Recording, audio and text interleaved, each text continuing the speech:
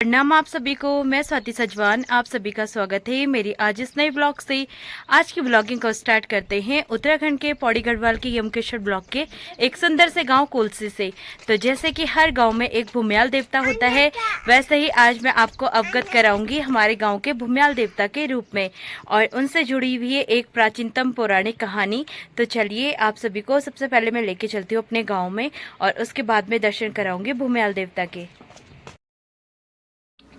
तो हम चलने लग गए हैं अब गांव की तरफ को और ये देखिए ये रास्ता जाता है सीधे हमारे गांव के लिए। और यहाँ पर सात्विका बेबी भी अपनी नानी के साथ में आ रही है। और इधर साइड को जो ये गांव दिखाई दे रहा है ये गांव है कांडी और जो ये सामने को दिखाई दे रहा है वो है कोलसी गांव। अब यहाँ से चलते हैं हम सीधे नीचे की तरफ को और इधर साइड को देखिए गांव स्टार्ट ही हो चुका है और यहाँ हमें बीच बीच में घर दिखाई दे रहे हैं। और ये है यहाँ पर नीचे साइड को गाँव का रास्ता और इधर साइड को आप देख सकते हैं यहाँ पर लोगों ने बकरी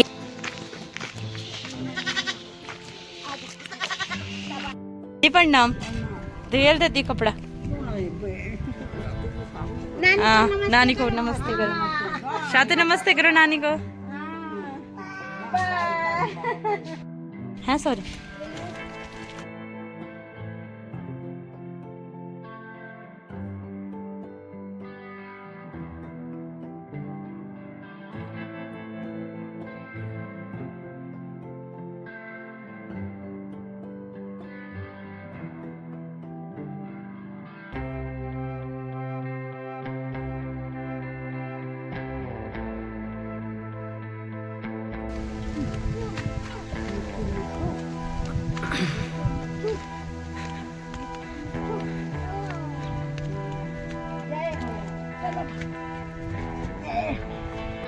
और ये हम लोग पहुंच चुके हैं भूम्याल देवता के पास और यहाँ पर है हमारे गांव के भूम्याल देवता। तो आइए मैं आपको अब दर्शन कराती हूँ श्री भूम्याल देवता जी के। और ये है हमारे गांव के श्री भूम्याल देवता जो यहाँ पर हमारे रक्षक देवता भी माने जाते हैं। और हमारे गांव में जो भी शुभ कार्य होता है सर्वप्रथम यहाँ पर भूम्याल देवता पे ही आया जाता है और उनको भेंट दी जाती है और यहाँ पर भेली चढ़ाने का प्रावधान है। और आप देख सकते हैं इसकी रूपरेखा कुछ इस तरीके से है, ये पटाले का बना हुआ है।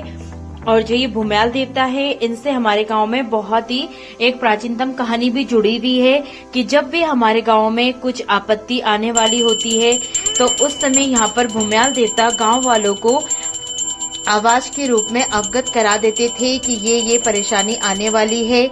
और इसीलिए भूम्याल देवता हमारे यहाँ पर सर्वप्रथम इनको ही पूजा जाता है और उसके बाद में जाया जाता है हमारी यहाँ पर जो खंडेश्वरी माता है उनके स्थान पर। तो जो ये हमारे भूम्याल देवता है यहाँ पर जैसे कि कोई शुभ कार्य हो, कोई शादी विवाह हो या कुछ भी घर में मांगलिक कार्य होता है, इस अवसर पर सर्वप्रथम भूम्याल देवता के पास ही जाया जाता है और उनको भेंट दी जाती है। और जो हमारे भूम्याल देवता है इनको सिर्फ हल्दी और चावल की पिठाई लगती है। और इधर साइड को देखिए चाची जी और के द्वारा कितना सारा प्याज लगाया गया है। और ये देखिए खेत तो पूरे इस तरीके से अभी बंजर हैं और पहले इनमें बहुत ही खेती होती थी। अब चलते हैं यहाँ पर भूम्याल देवता के जो एक गण के रूप में विराजमान है श्री डोबरा महाराज। तो यहाँ पर चलते हैं हमारे डुबरा के पास में। तो यहाँ पर माँ के द्वारा डुबरा की यहाँ पर पूजा वगैरह की जाती है। और यहाँ पर माना जाता है कि जो डुबरा है यहाँ पर एक नाग देवता भी रहते हैं जो यहाँ पर रक्षक देवता के रूप में ही विराजमान है। और ये नाग देवता समय समय पर अपना यहाँ पर रूप धारण करके सबको दिखाई देते हैं।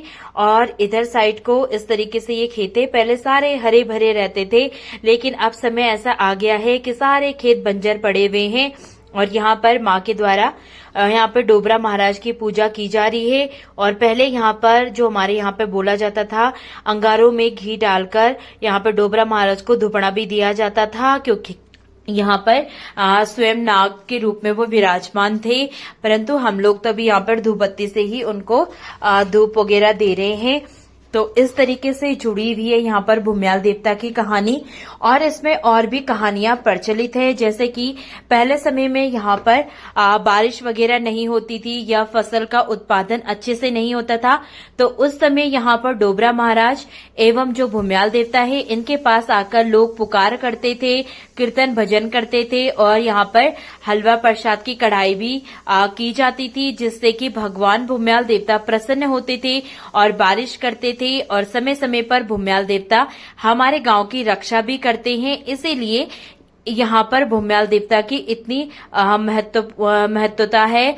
और ये भूम्याल देवता हर गांव में विराजमान है, क्योंकि यही एक देवता है जो हमारे गांव की रक्षा करते हैं। और विवाह के दौरान भी जब कोई बेटी होती है तो सर्वप्रथम यहाँ पर आकर ही उसके तुरंत बाद उसकी विदाई होती है। अब चलते हैं हम अपने घर की तरफ को, तो यहाँ पर देखिए एक ताई जी के द्वारा यहाँ पर कितनी सुंदर से परोली लगाई गई है घास की। इस तरीके से गर्मियों में घास को स्टोर किया जाता है गाय के लिए। और यहाँ पर है हमारी ताई जी। ताई हेलो। हाँ बात ठीक है। हाँ ताई गाना सुने दो।